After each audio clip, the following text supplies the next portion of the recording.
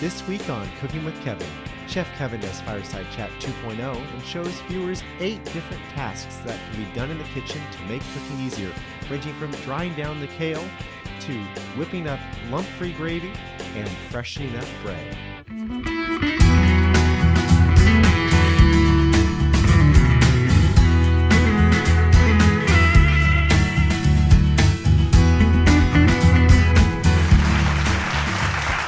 Welcome to yet another episode of Cooking with Kevin Fireside Chat Edition. Today we will be doing a different kind of version for this show. I'm actually going to be doing some demonstrations rather than answering questions from you, the viewers. I've chosen 8 top issues to solve in the kitchen and researched all of them heavily to find out what can be done to fix them. So I've learned through this process just like I hope you learn from this. So before we get started, let's send it to the comment page, and when you get back, we'll get down to business.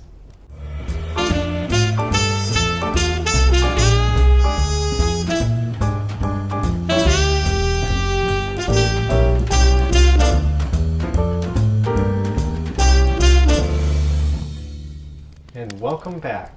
So now I've got everything set up, and right now we're going to do 4 out of the 8 demonstrations, and then we'll go for a little break and come back and finish it out.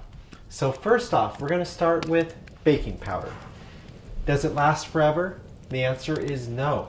As it gets older, it actually loses its activity and doesn't work as well when it interacts with the batter or whatnot. Like if you use it in bread or rolls, it's not going to rise. In fact, it may even be rather flat and disappointing. So here's a test that I've learned about online that proves to be pretty effective. So let's go ahead and give it a try here. So what you're going to do is you're going to take some water and scoop some of the baking powder you want to use into it. If it instantly starts bubbling and goes into a reaction, it's good. So let's go ahead and I'll scoop a little bit here.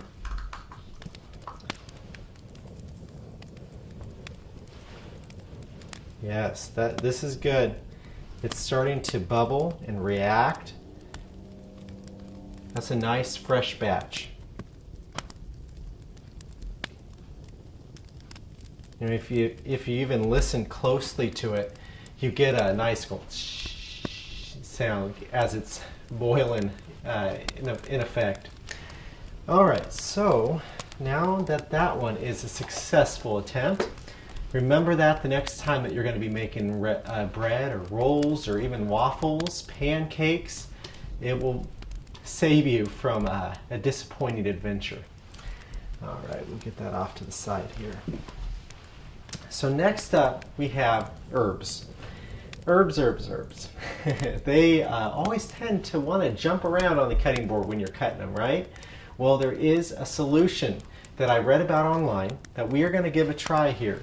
So if you pay your attention to this cutting board here, one chef online was saying that if you add salt to the cutting board, it actually will add a dense object to the herb, making it not hop around as much. So let's kind of see what cilantro does without the salt. So see how it's kind of flopping around, okay? So I will shove that off to the side here, and then let's take some of this salt and just throw it on here.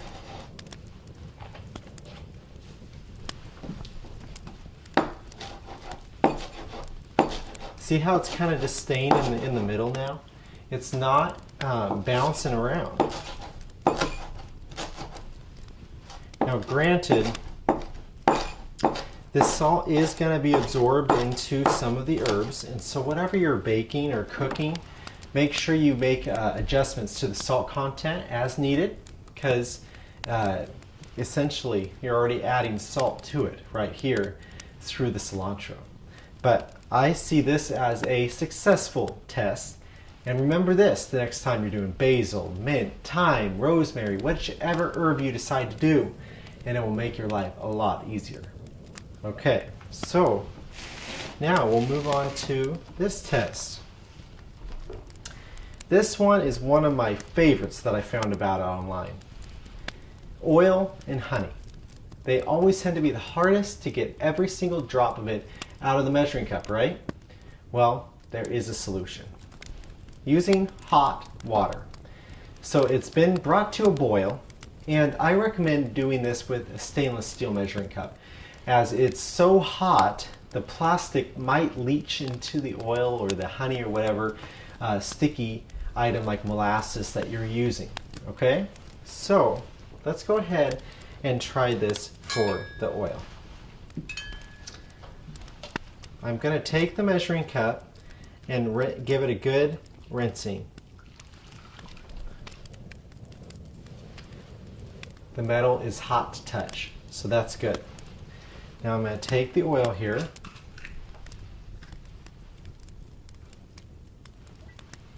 All right, and watch this.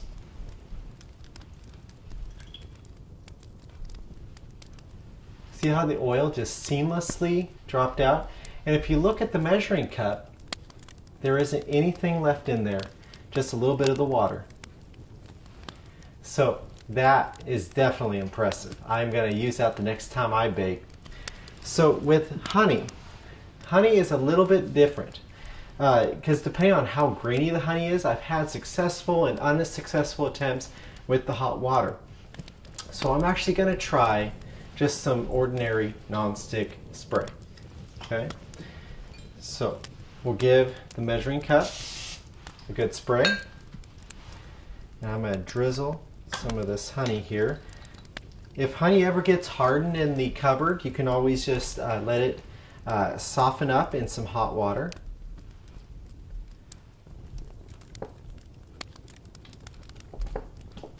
Okay, let's see if this works.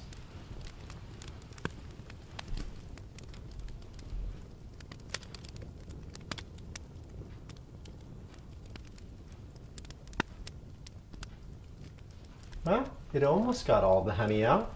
That's better than I could have gotten, and it looks like maybe even this side of the measuring cup didn't get the Pam spray on it. The bottom and the other sides had it, so that might have been a reason that some of this honey stuck on that side. But almost every single bit of that honey came out. So I think that is a successful attempt. Okay. So now that we've learned all those, and I hope that these are being very beneficial for you. I tell you, I learned so much from my research on these solutions to these issues, and I hope that it's helping you as well. So this one I learned from my mom. It's so easy. It cuts the time of chopping onion in half or even more, and you don't have to stand there the whole time crying, wiping the tears from your eyes. So what I did was I started a piece of onion here. Let's get some of this cilantro off here. Okay. And I'm just going to start it, do some straight across slices.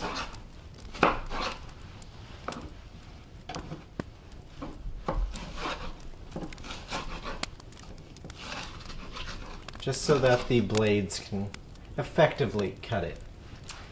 And now I will just put this into the blender. Any blender will do.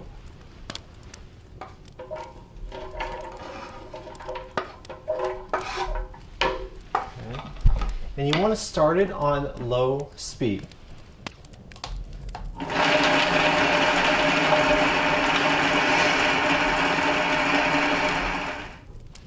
All right. And what we'll do is I'll scoop some of this out so you can kind of see how it did. So it got some of the skin, which is always going to be harder for it to cut. But as you can see, it did a fine job cutting up the onion. If I had wanted it even more minced, I could have just let it keep cutting it up. But this shows that it can be done, and it cuts the time off by nearly half, if not more, and it saves you from the tears. You can also avoid having more of the tears and the burning eye sensations if you chill the onion first. It immobilizes the, I guess you could call it the fragrance or whatever that affects your eyes. All right, so Now that that is all done, we'll send it to the trivia question while I clean up and get ready for the second half of the show.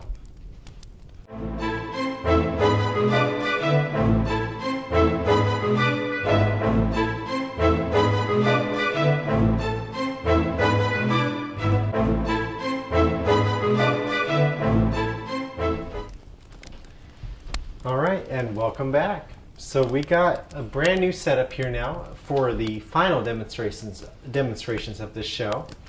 So first off, have you ever wanted to make cookies or bread and it called for softened butter? Well, if you try to melt it in the microwave or even the oven and soften it, it could become too liquefied. And when it's liquefied, it actually changes the texture of the dough, and the cookies will be flatter, the bread won't form right. So it's actually very important to have the right consistency of the butter. So I got a shortcut for you. And this was another one I learned from my mom. So let's go right here. All you need is a hand grater and a stick of cold, hard butter. So what we're going to do is, I guess what I'll do is just for this demonstration, I'll do it on this cutting board. So I'm going to open up this. Okay. I like to leave the wax paper on so that my hands don't get too buttery when I'm grating it. Okay, so what we're going to do is we are going to grate, oh, thank you. Okay, so I'm going to grate this right into the bowl, just like I'm doing cheese.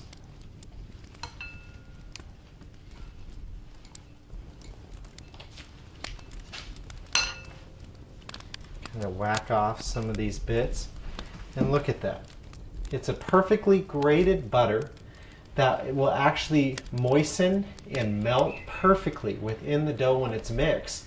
So it's almost as if it was softened at room temperature for, say, normally it will take about 2 to 3 hours in a normal temperatured kitchen for it to be soft. So yeah, that takes a lot of time off. You don't have to wait, and you can have your delicious chocolate chip cookies in no time. So the next trick that I read about online that I found very useful, because I like to put a lot of vegetables like spinach, kale, all types of different leafy greens into my stir fries and soups and whatnot. And I've always wondered how to get away from having limp or mushy greens. But the secret is, because I always rinse my greens, which you should, even if you're getting organic, rinse your greens.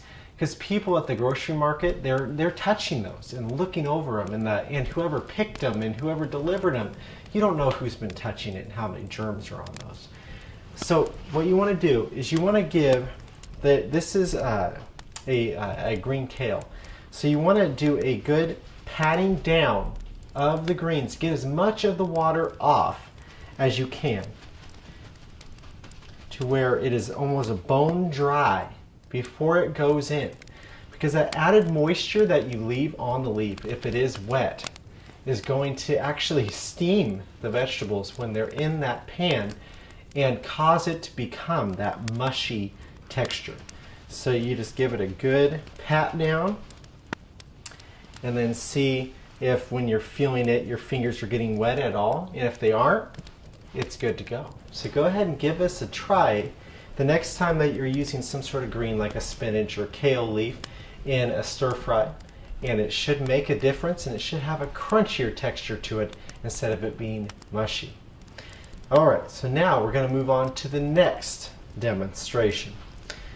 Have you ever had a soup or gravy or stew that was too watery and you wanted to thicken up? Well, there is a way to thicken it up without lumps. If you just throw flour in, which is a good way to thicken it, it's gonna just lump up and it will have almost like dumplings in it. So you want to add the flour to water first and give it a good shaking. Then slowly add it while taking a whisk and stirring at the same time. This will help it to be a smooth transition to the thickness, but the soup will not be lumpy. it will actually be a very smooth soup. So what I do is I always start with about 2 tablespoons of flour to a 1/4 cup water. Okay, so I'm going to add this, and then I'm going to secure this cap here and give it a good shake.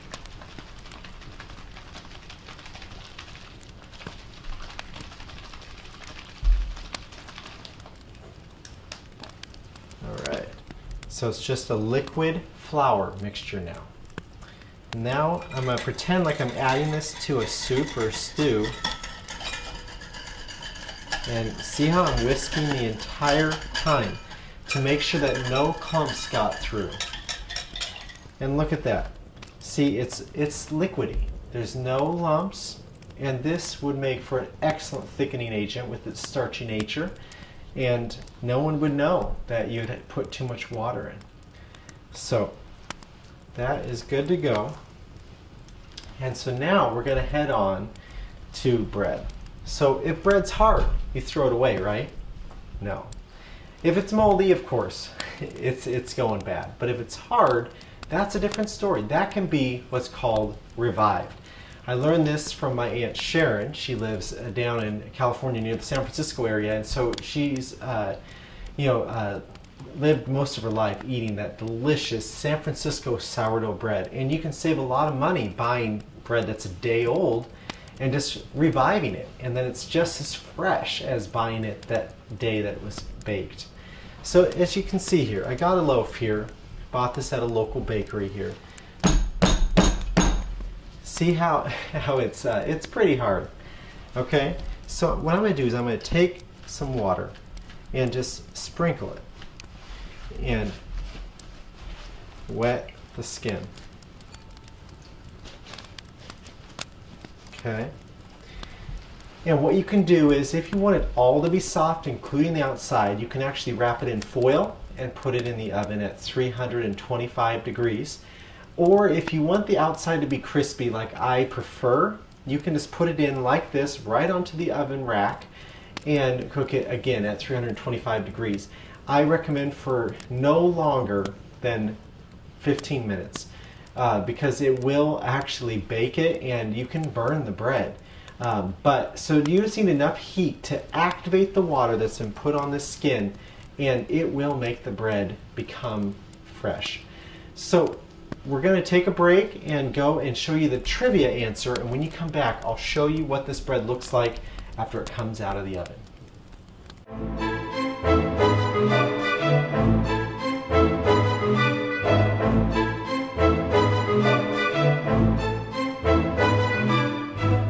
Alright, so it's been warmed up and revived, as they call it. So look at how I can just push into the bread now. See how much softer it is? And then if I cut a piece, it's just going to go right in. Look at that. It's like I just picked up the loaf from the bakery. It's so moist and soft, and it's ready to be served with any kind of meal that needs some fresh bread with it.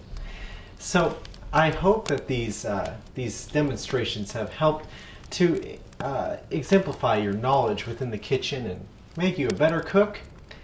And until next time, keep cooking with Kevin. Bye now.